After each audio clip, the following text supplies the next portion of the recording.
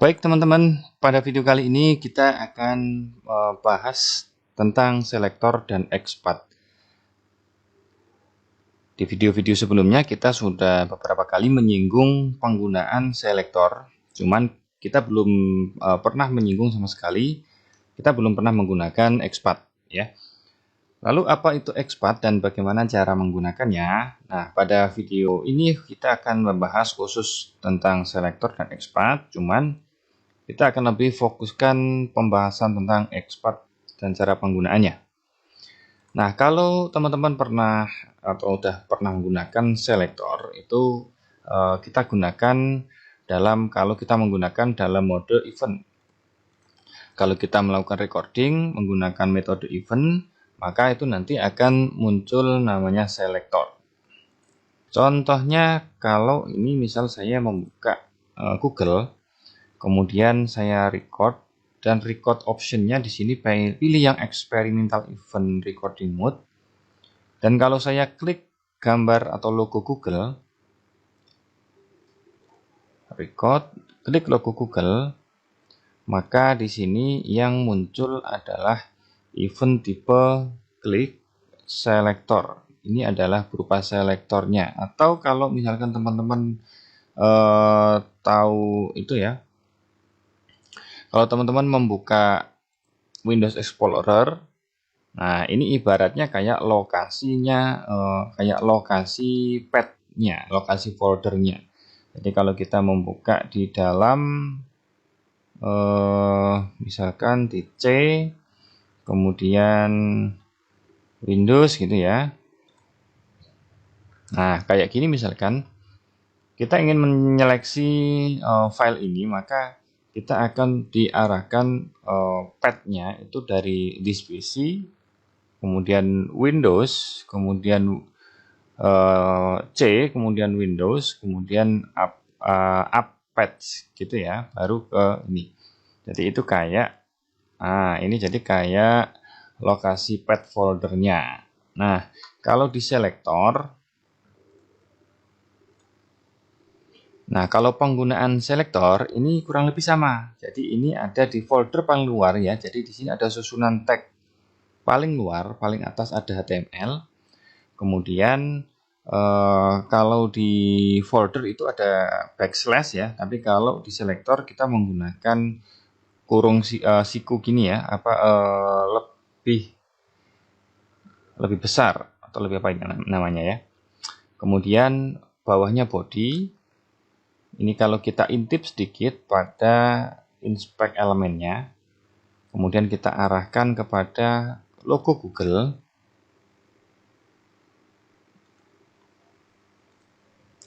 Kita bisa lihat, coba kita cocokkan dengan ini. Maka di luar di sini ada HTML, kemudian ada body dari sini. Dari HTML, dari luar ini HTML, kemudian tag body, lalu tag div, kemudian div titik 2 ada NTH of type 2. Setelah div, di sini ada div tapi posisi kedua. Nah, seperti itu ya. Jadi, pemahamannya di sini seperti itu. Jadi div kedua, ada tipe div yang kedua, kemudian div lagi, kemudian div lagi, baru ke tag img atau image-nya. Nah, itu kalau penggunaan selektor ya. Nah, kalau XPath itu kurang lebih sama. Jadi metodenya sama, cuman hanya beda nanti penerapannya beda. Untuk penggunaannya nanti adalah tag langsung XPath. Jadi bukan pakai tipe lagi. Jadi kalau penggunaan tag, penggunaan XPath itu nanti seperti ini jadinya. Tag langsung XPath sama dengan di sini lokasi XPath-nya. Nah, penulisan XPath-nya seperti apa? Teman-teman kalau mau mempelajari lebih dalam, di sini ada dokumentasinya. Bisa dicek di wiki.imacros.net/XPath huruf besar semua.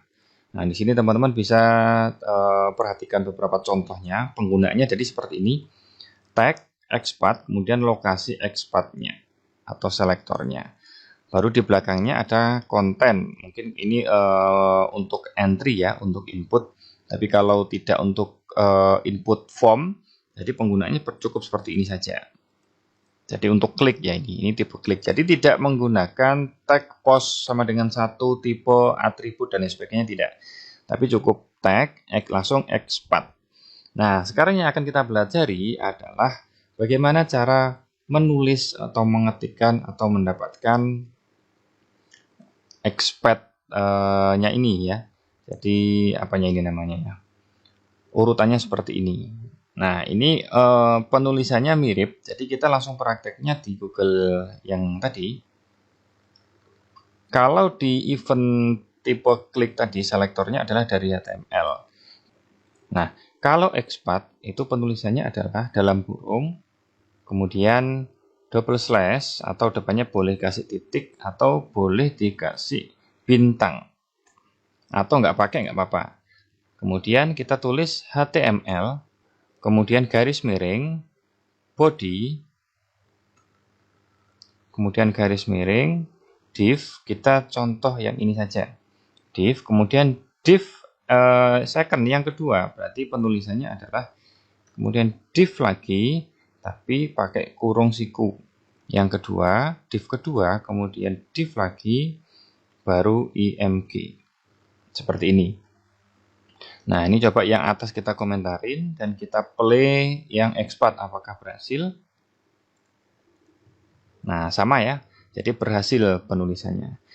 Ini kalau misalkan kita ingin menulis dengan metode yang panjang seperti ini. Kalau memang tidak ada atribut yang bisa kita gunakan untuk lebih pendek.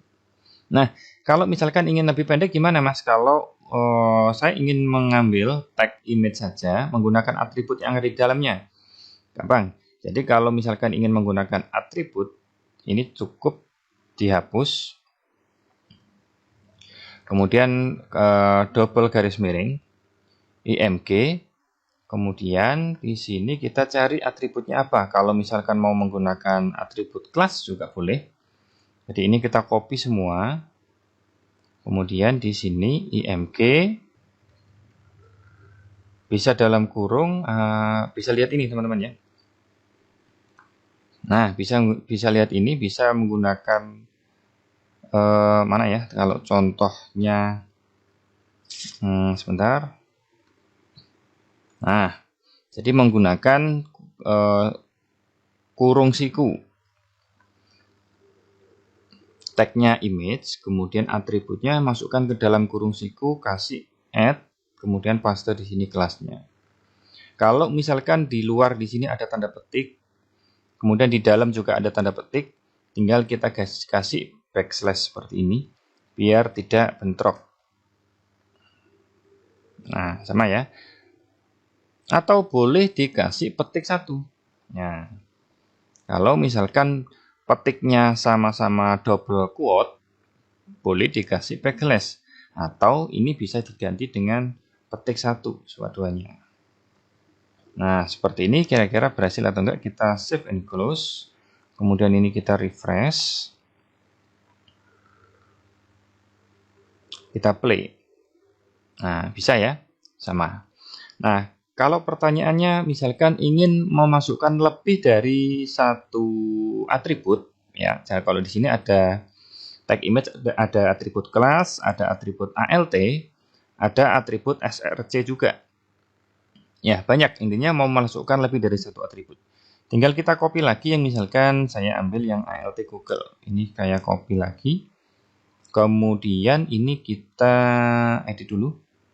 Nah, masih di dalam tanda petik yang sama. Kemudian di sini tinggal tambahkan saja lagi kurung sikunya, kemudian add, kita paste di sini. Kita pakai ganti dengan petik satu. Seperti ini saja. Ya, kalau misalkan mau ditambahkan lagi, tinggal ditambahkan lagi add di belakangnya. Sebenarnya ada add-on-nya, cuman kemarin saya nyari nggak ketemu. Jadi teman-teman mending memahami penulisan secara manual. Jadi nanti kalau misalkan membuat script itu lebih gampang memahaminya.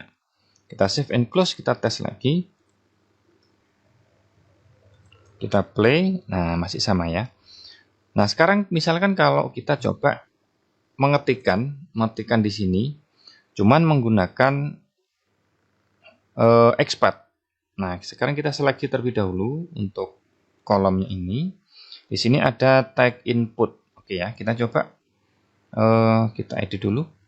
Kemudian di sini ini kita komentarin biar nggak hilang. Nah, kita coba langsung tag, kemudian expand sama dengan dalam tanda petik. Nah, di sini tadi input. Oke. Kemudian ada kelasnya ini kita masukkan boleh. Kemudian kurung siku add class. Kita ganti petik 1 nggak apa-apa. Kemudian kita tambahkan lagi kurung siku. Kira-kira apa ya? Pakai name atau ada ID nggak nih? Ada ID. Ada title. Input class JS action max length name. Buat nggak ada. Atau pakai title atau pakai name sama dengan key boleh. Oke, name aja kita ganti. Kemudian ini kita kasih add name. Ganti petik 1. Baru di belakangnya kita kasih konten. Sama ya, penggunaan tag post ya. Sama dengan misalkan ketik belajar expand pada iMacros. Kita save. Kita coba play. Nah, berhasil belajar expand pada iMacros. Oke ya. Mudah-mudahan paham teman-teman ya cara menggunakan expand dan tidak bingung bagaimana saya menjelaskannya. Jadi kuncinya kita bisa menggunakan expand ini mirip dengan selektor. Cuman kalau selektor kita gunakan di tag itu tidak bisa, harus menggunakan event. Nah, solusinya kita menggunakan expand pada tag, di mana untuk penulisannya harus berada di dalam tanda petik seperti ini, kemudian diawali dengan double garis miring seperti ini. Lalu kita masukkan tagnya, kemudian jika ada atribut kita kasih kurung siku, jangan lupa menambahkan add di depannya, baru kita masukkan atributnya. Atributnya kita masukkan full aja ya. Nah, pastikan kalau misalkan di sini ada tanda kutip dan di belakang di sini, di tengah sini kita menggunakan tanda petik juga yang sama, menggunakan double quote seperti ini, maka kasih backslash di depannya. Seperti ini juga. Nah, atau kita ganti dengan petik 1 saja, jadi biar beda. Seperti itu. Baru di belakangnya ada konten kalau untuk input. Oke, mudah-mudahan paham. Tolong langsung teman-teman praktekkan ya. Jadi penggunaan input tag expand ini silahkan dipraktekkan. Nanti kalau teman-teman sudah mulai paham, terbiasa menggunakan expand, nanti akan makin bisa ya. Terima kasih, kita lanjutkan pada video yang lain.